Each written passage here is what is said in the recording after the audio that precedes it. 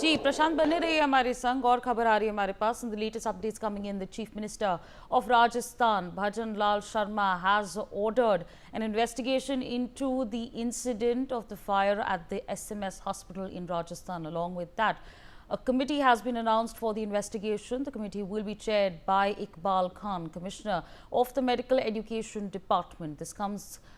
In fact, this committee will investigate the causes of the fire, the hospital management's response to the fire, the firefighting arrangements at the trauma center and the SMS hospital, the safety and the evacuation of patients in the event of a fire, and the measures to protect the hospital from such fires in the future to prevent recurrence of any sort. All of this has to be, in fact, put together in a report. My colleague Prashant Yadav continues to be with us from on the ground where this incident unfolded last night. Prashant, at this point in time, we have absolutely no understanding of whether the reason why this fire plumed into what it did and essentially led to the loss of 8 lives. We don't know whether it was negligence, lack of safety, or an unfortunate accident that has unfolded. But take our viewers through the details that are coming in. Essentially, what exactly has the Chief Minister of Rajasthan said, and what can we expect from the committee?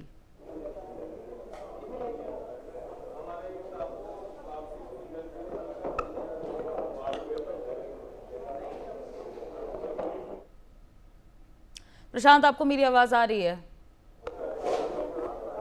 जी जी जी, मैं आपसे जानना चाहती हूँ, committee बोला गया है, Rajasthan chief minister ने बोला है कि एक कमिटी बनानी है।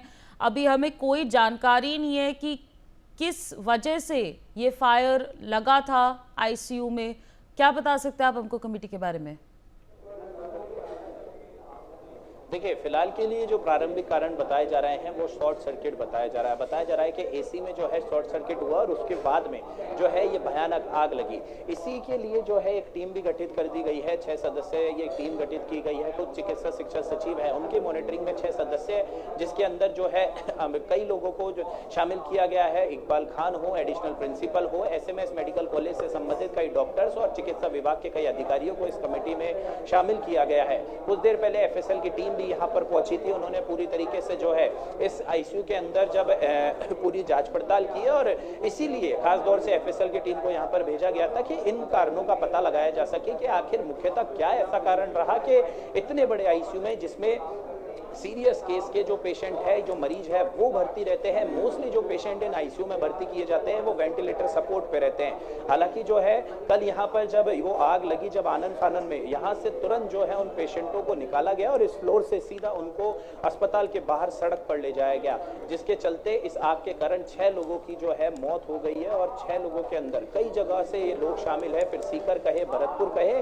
कुल मिलाकर ऐसे कहे यहाँ पर 6 लोगों की इस समय मौत बताई जा रही है इस आगजनी घटना के बाद। और पुलिस के द्वारा अगर बात करें या फिर फायर कर्मचारी जो उस समय यहाँ पर मौजूद थे, उनका ये कहना है कि जब वो यहाँ पर पहुंचे तो पूरा वार्ड और ये आईसीयू, ये पूरा फ्लोर पूरी तरीके से धुआं में, स्मोक में भरा हुआ था। और कहे कि इस समय जब वो आग का स्मोक होता है उसके चलते आपको घुटन होती है, सांस लेने में परेशानी आती है। और कहीं ना कहीं कहे, हालांकि समय हो चुका है, फिर भी मैं कहूंगा कि मैं सुबह से यहाँ पर मौजूद हूँ और अभी जो है उस स्मोक के कारण सांस लेने में परेशानी हो रही है। तो ये अंदाजा लगाया जा सके कि अभी जो स्थिति है कि जो है किस तरीके से स्मोक के चलते परेशानी हो रही है। तो रात के समय जब वो भयानक हादसा हुआ होगा तब क्या स्थिति रही होगी।